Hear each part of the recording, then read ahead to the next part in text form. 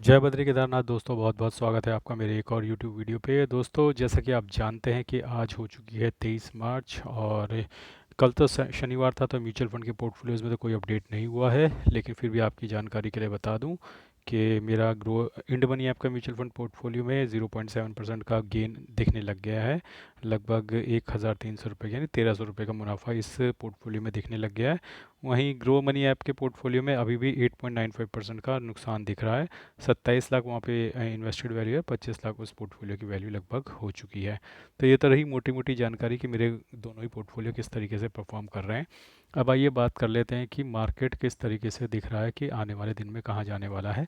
हालांकि मैं हमेशा से बोलता हूँ कि म्यूचुअल फंड की जर्नी में अगर आप लॉन्ग समय के लिए इन्वेस्टेड हो, तो थोड़ा बहुत आप गलत समय पे इन्वेस्ट कर भी दोगे तो वो नलीफाई हो जाती हैं चीज़ें over the long period of time.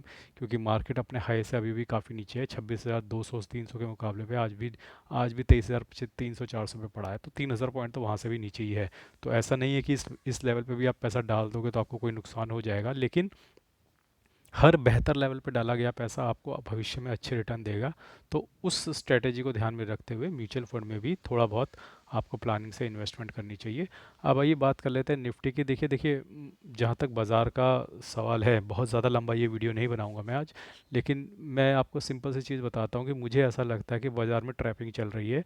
हो सकता है, भगवान करे मैं गलत हूँ, मार्केट यहाँ से फटाफट ऊपर चला जाए, 24,000 भी क्रॉस कर जाए, 25,000 भी क्रॉस कर जाए, मुझे तो खुशी ही होगी। लेकिन मुझे ऐसा लगता है जब मार्केट तेज़ी से सीधा एक एक लाइन पकड़ के फटाफट ऊपर ऊपर भागने लग जाता है, इसका मतलब ये है कि कोई ट्रैप कर रहा है, क्योंकि ये ऑर्गेनिक मार्केट नहीं है। ऑर्गेनिकली मार्केट किस तरीके से घूमता है, थोड़ा थोड़ा ऊपर जाता है, फिर थोड़ा नीचे आता है, फिर थोड़ा ऊपर जाता है, हल्का सा नीचे आता है। इस तरीके से मार्केट जो ऊपर ग्रो करती है वो एक ऑर्गेनिक ग्रोथ कही जाती है, और वो सस्टेनेबल भी होती है। लेकिन जब मार्केट 5 दिन में आप देखो सीधा तीर की तरह ऊपर के चला गया, और ये सीधा तीर की तरह ऊपर चला गया, तो इसी से मुझे अब लग रहा है कि भैया ये गड़बड़ है, कुछ तो गड़बड़ है दया। तो यहाँ पे कुछ भी हो सकता है, यहाँ पे ऐसा भी हो सकता है कि इस हफ्ते में मार्केट अचानक से तेज़ी से नीचे भी आ जाए, और ये एक ट्रैप हो सकता है, बिल्कुल हो सकता है, मैं मना नहीं कर रहा। लेकिन अभी आने वाले एक आध दिन तो गैप अप की उम्मीद नज़र देखने में मिल रही है, कि कल भी ऐसा लग रहा है कि गैप अप होगा, मंगलवार को भी हो सकता है। लेकिन मंगलवार, बुधवार और गुरुवार, शुक्रवार, इन 3 4 दिन में खेला हो सकता है। अगर इन 3 4 दिन में खेला नहीं हो सकता, तो फिर खेला सिर्फ फिर सीधा अप्रैल में ही होगा, जब नतीजे आने शुरू होंगे। तो अगर खेला होना है तो इन्हीं दिन में होना है।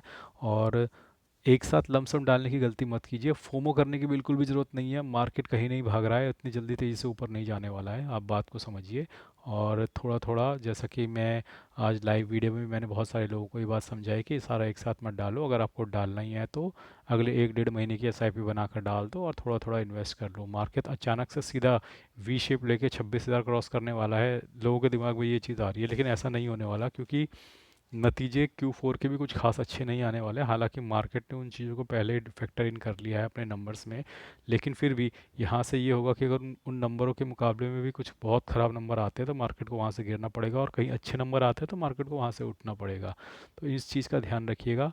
और मैं अभी भी कोई लमसम इन्वेस्टमेंट नहीं कर रहा हूँ मिड कैप और स्मॉल कैप में। तो कई लोग मेरे से सवाल पूछते रहते थे कि मिड कैप स्मॉल कैप में इन्वेस्टमेंट कब शुरू करनी है, तो मुझे ऐसा लगता है कि अभी जो फाइनल फॉल आएगा उसमें एक बार तेज़ी से फिर से मिड कैप और स्मॉल कैप गिरेंगे, और उसके बाद जब स्टेबिलिटी बनेगी तो उसके बाद मैं कह सकता हूँ कि आपको मिड कैप स्मॉल कैप में इन्वेस्ट करना शुरू कर देना चाहिए। लेकिन मैंने कभी भी अपनी एसआईपी बंद नहीं की है मिड कैप और स्मॉल कैप में, एक बात मैं आपको ध्यान से बता दूं। तो मेरी जो नॉर्मल 40 45 हज़ार की एसआईपी चलती हैं, उसमें से मिड कैप स्मॉल कैप लगभग 60 65% है। तो वो 60 65% की एसआईपी मेरी हमेशा जारी रही हैं।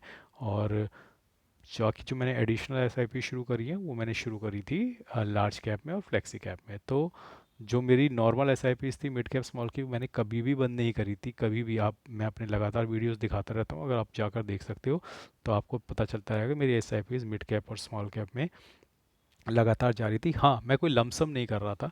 लमसम जो मैं कर रहा था, या फिर लमसम तो मैंने नहीं किया, मैंने अपनी एसआईपी डबल करी। तो जो डबल किया था उसमें मैंने मिड कैप और स्मॉल कैप को जगह नहीं दी थी। इसका मतलब ये नहीं है कि मैं मिड कैप और स्मॉल कैप से रूट गया है, बिल्कुल उसमें इन्वेस्टमेंट नहीं करूँगा। मेरी एसआईपीज़ लगातार जारी हैं, और ये जो मैंने अपनी एसआईपी डबल करी है, 2 4 महीने बाद मैं इनको नॉर्मल ख़त्म कर दूंगा, और जो मेरी नॉर्मल एसआईपी है 40 45 हज़ार की, वही चलती रहेंगी। तो अ, मेरा ये नज़रिया है कि स्मॉल कैप मिड कैप पे अभी भी थोड़ा सी बहुत गिरावट देखी जा सकती है, क्योंकि अब जो फॉल आएगा उसमें शार्प फॉल दोबारा से मिड कैप स्मॉल कैप में ही अंदेशा है।